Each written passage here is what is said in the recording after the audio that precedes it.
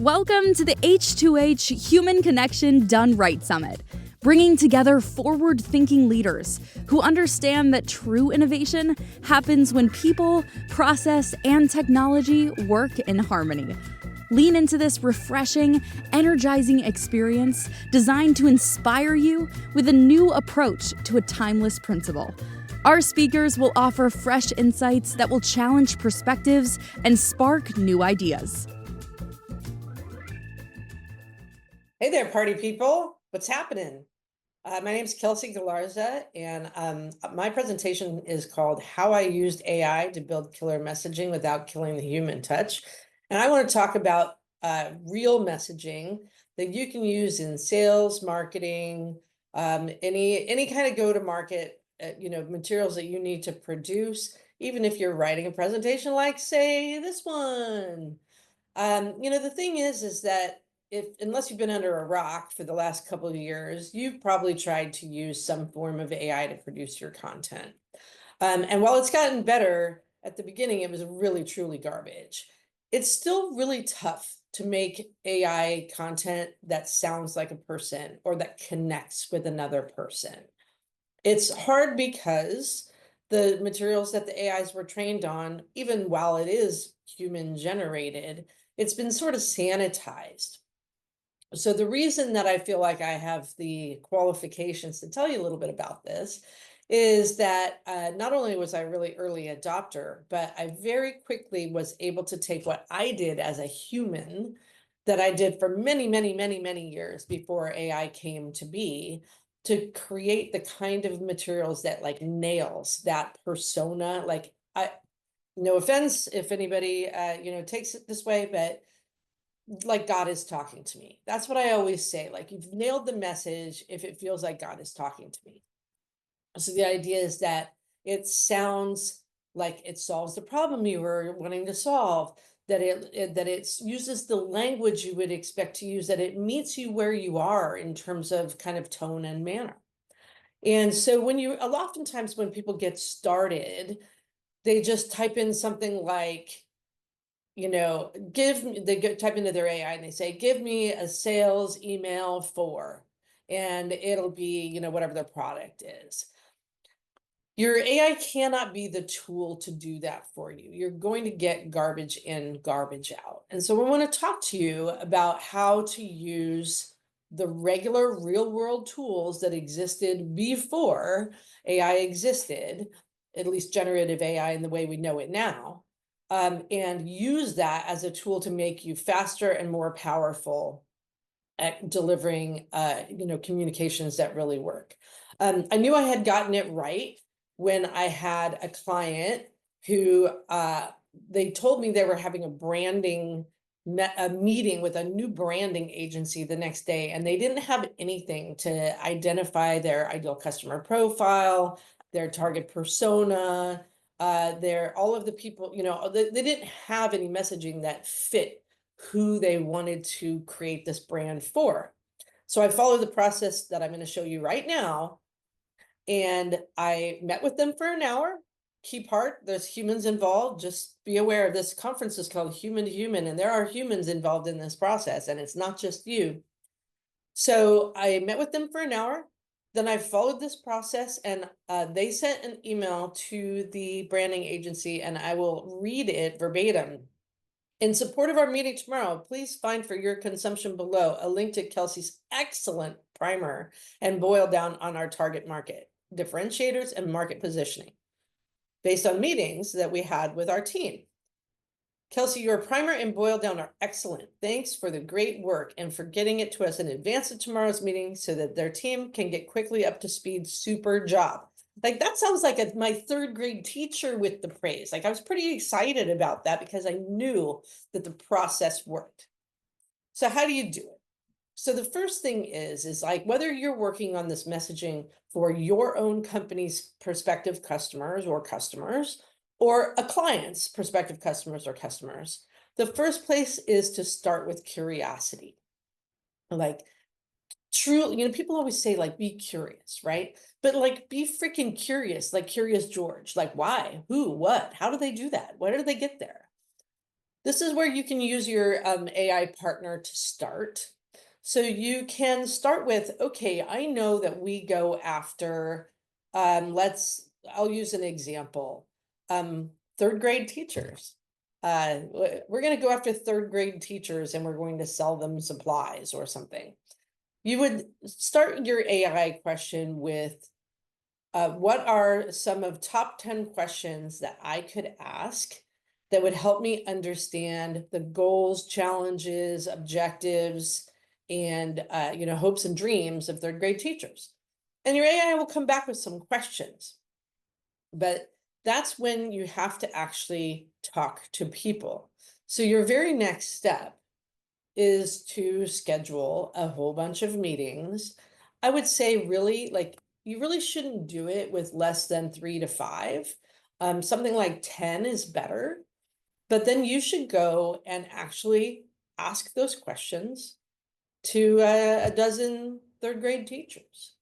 And when you do it, you can't just ask the question and get the answer, right? Any kind of survey monkey can get you those answers.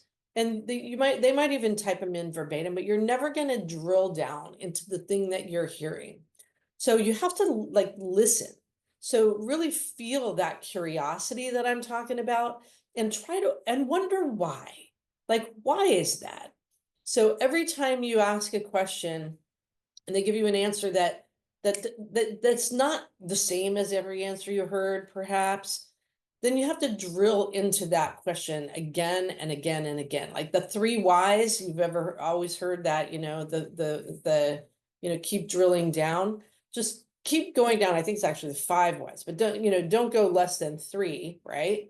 Try to really understand why something's happening, how it works, what happens when they do it right, what happens when things go wrong. So don't use your questions that AI brings you as the be all and end all of the questions that you ask.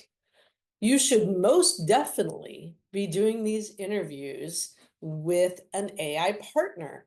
So there are dozens, and I mean jillions perhaps, of recording devices that are going to record your meeting, including the video. Typically, you're going to probably want to be on Zoom or something like that. And it's going to capture the transcript, and it's going to capture the different speakers, you and them. And so Fireflies is a great one. Otter, Fathom is very popular. Avoma is the one that I use a lot. I often actually use more than one because the AI portion captures it differently, even though the transcript is always going to be the same. So there's a great deal of these, and make sure you choose one or practice with a couple to understand which one works best for you. But make sure that they're on all of your meetings. So you have to talk to them, record them, and now is when you're going to bring in your AI assistant. So your AI assistant is going to be your ChatGPTs or your name, whichever one is your favorite. It doesn't really matter, because what you're going to do now is give it a prompt, something like, analyze these transcripts and give me, the top challenges facing this persona. You can ask it, even if you like, to be to just provide you like give me the ideal customer profile. The challenge with that is you're going to be missing out on what you already know, right? So you need to prompt it with a little bit more details of what you already know about them, what you heard in all of the interviews you did, and the transcripts that you have. So you really need to combine all of this material into your prompt. And the prompt should end up being something that says, use the language of the customer. Use bring out the hopes and dreams of the prospective customer while making them aware of how our product and solution can solve their challenges and frustrations. So if you're using any of the premium generative AI platforms, you should be able to do things like upload, right? So you're going to want to have a tool that allows you to do uploads, because this is when you can combine your information, like your product materials, that talk about your features and benefits and whatnot, and stick that together with the hopes and dreams and fears and nightmares of your prospective customers. You can use this in an iterative fashion. So the companion piece for this presentation will be available to you. And you're going to want to dig into some of the specific prompts that you can use there, where you want to make sure that you are directing it in such a way that it's not just free form, right? The AI will make stuff up, even if you've provided some training materials, and it will emphasize things that maybe from the conversations that they said, but it wasn't a big deal. So you still need to use your human kind of portion of the program to sanitize what the AI is producing for you in terms of messaging. I would typically ask it to give me my ideal customer profile, give me my target persona or personas, give me a 2-sentence and 3-sentence and 5-sentence summary of what my product does for those personas. And then you can go deeper into the materials that you really probably need, which might include things like website copies, sales emails, marketing brochures, whatnot. So you can do that all kind of later down the line. But there's a very important human step in between. And that is actually getting the messaging that your AI has created and that you have edited in front of people again. Look at that. There's really still people involved. You cannot do this by yourself. And the real reason for that is that you might have missed the mark, right? I would suggest that you take the messaging that you have created using your AI partner and put it back in front of the customers that you spoke to. Like, those would be the first people that I would go back to and just say, does this sound like you? Does this feel like you? Can you see yourself in this message? Does it make sense to you? Does it make you feel like you want to take action? If you get resounding yeses, you are winning. If you don't, it's time to refine. And the great thing about AI is very, very quick to refine and just reiterate. And as long as your customers, like, you could use somebody, you don't have to use like real customers. You could use your somebody you used to work with, your ex-boyfriend, your whatever, whoever it may be, that kind of fits your target persona, to run that past them and make sure that you are in the in the sweet spot. So keep refining until you're getting resounding yeses from your ideal customers. And then you have to take it on the internal march. Don't forget this step. So this is actually one of the most challenging ones. I actually have a meeting this week to discuss this exact process. I'm at the step where I need to put it in front of the leadership team of the company I'm working with. And they have to agree on it, because the idea of creating this messaging is that you have a set of tools that everyone can use consistently. So once you've done this right, everyone needs to speak out of the same songbook. The reason for this is to avoid cognitive dissonance, right? So if your prospect gets something in a sales email, then they go to your website and they see something different, then they schedule a meeting to speak with sales and sales says something different, and then they buy your product and it does something different, that is cognitive dissonance. And it's actually going to really slow down that cycle of people buying more, telling their friends, and so forth. The way to avoid this is to make sure that everybody in your organization, in all of the functions that are customer facing or even building your product behind the scenes, are all saying the same thing. And that they really have that document that you're working on as a touchstone. That every time when they're trying to say, oh, this Gartner Capterra wants a 3-sentence description of our product, that they're going to your document and copying and pasting it, right? So that that you're always saying the exact same thing from the very beginning, very first prospective customer interaction to the time when a customer leaves you. They should be getting a consistent message from you. So this process might send you back to the drawing board. You could come to that meeting to work it through with your constituents, your internal constituents, and they could say, that's not the target customer we want to go after. We don't want to go after third grade teachers. We want to go after IT managers at Fortune 500 companies. Whoopsie doodles. Like then you have to have that discussion, and if necessary, go all the way back to the drawing board, because I'm telling you, you cannot do this whole thing without the buy-in of everybody on the team, and that can absolutely be the hardest part of the project, but it's worth it. It'll save you, it'll get you the result you're looking for, and it may be painful, and you probably might make that mistake once or twice or even 3 times before you really understand, like, hey, let me make sure that everybody knows what I'm doing first, and then go through the loop. Because then you're going to get messages like the one that I got, which is like the wow. You're looking for the wow. You're really looking for somebody to be like, OMFG, you freaking nailed it. That is incredible. Nailed it. And if you can go to your leadership team after you've done the round where you're talking to your prospective customers, where they all said, yes, OMG, that is exactly what was in my heart, then they're going to buy into it, right? But it's because you've done the research. This is not the kind of thing that it's not perfunctory, right? If I may use a high level word there. You're not doing it just to do it. You're doing it to make that human connection.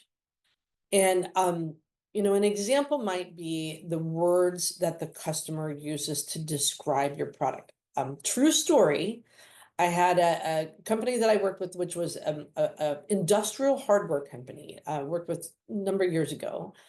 And the word that they use on their website and their collateral, all their materials that they used to describe their very own product was not the word that their customers used to describe that product category even. I only found that out by talking to customers, and by lucky happenstance for me, my husband worked in the industry that used these industrial tools. And so I asked him, and he's like, I don't even know what you're talking about. And so then that led me to be curious to say, wait a minute, that's not the word that this customer uses to describe their product. That's not the word you use. And he's like, gosh, no, we use this whole other word. And I was like, oh my gosh. So I ran around and talked to a bunch of their customers and prospective customers. And sure enough, we literally changed the words that they used to describe their product, and their SEO rankings went way up. Their traffic went way up. They had more engagement with customers. It could be that simple, and you could be missing it because you might be just relying on the echo chamber that is your internal organization. You got to get out and talk to people. AI can be your partner. They can help you make this faster, easier, stronger, but you cannot do the job without talking to people. If you, for whatever reason, feel uncomfortable with these conversations, start with a friend. So you can take the questions that AI gives you that you're going to do your interview with, and do it with your best friend or your spouse or your children. It doesn't matter how you practice getting comfortable asking more questions. But once you start to hear that response and people are engaging with you in a really human way, and you're connecting with them about trying to solve the problem that they want to solve, you're going to really start to get the passion. You're going to start to hear them really explore what they're looking to do and use the words that is coming to their mind just naturally, right? And those are the words that are going to connect with them later down the line. We all have a habit when we're doing business things of being businessy and using businessy words. Look at me, I'm wearing a freaking jacket. Like, I don't wear a jacket, right? I don't. But this is because we're meeting the need of a particular audience. I knew everybody else in the panelists were going to be wearing jackets and looking professional, so I did too. But if you start to let your guard down and really be with your potential customers and meet them where they are, your message is going to connect with them in a way that is not that your competitors cannot match. And so use your AI as a tool to help you get there, to do more and faster, and to bring the materials from disparate sources, i.e. your 10 or 12 or 15 interview transcripts together. It saves you the heavy lifting. But as I mentioned, like, that's how I did it before, just by hand, and got similar results, just not in a 2-hour time frame. It might take me a week or 2 weeks to do work that now can take me 2 hours. And so I really I recommend that you don't forget the human component of this program, right? So you can't get away without talking to people. It is the only way to connect with a human is by connecting with humans. And while you can take shortcuts and you can compress timelines, you cannot substitute what it means to connect with other people. And I think what you'll find is you will start to really enjoy it. So I think some of the things that people might wonder is whether or not you can outsource this. And you can't. You have to do them. You have to do them yourself, because only then will you be able to separate in that what the AI returns from what you heard and what you believe. I want to end with that word belief. When I was most successful in my career in terms of building an entire market, I built a business unit in a company that in a market that they previously hadn't served. And the way that I was able to do it was using this exact process, pre AI, I might add, but by the conviction, the belief that I had in what the customers wanted and needed, because I had talked to them. So get comfortable with being uncomfortable. Go out, and if you need practice, I know some of you younger folks don't do this that much in person. Practice and you'll get better. And like I said, it'll get more fun. You'll start to really enjoy it. It's almost a game when you can like get people to engage with you.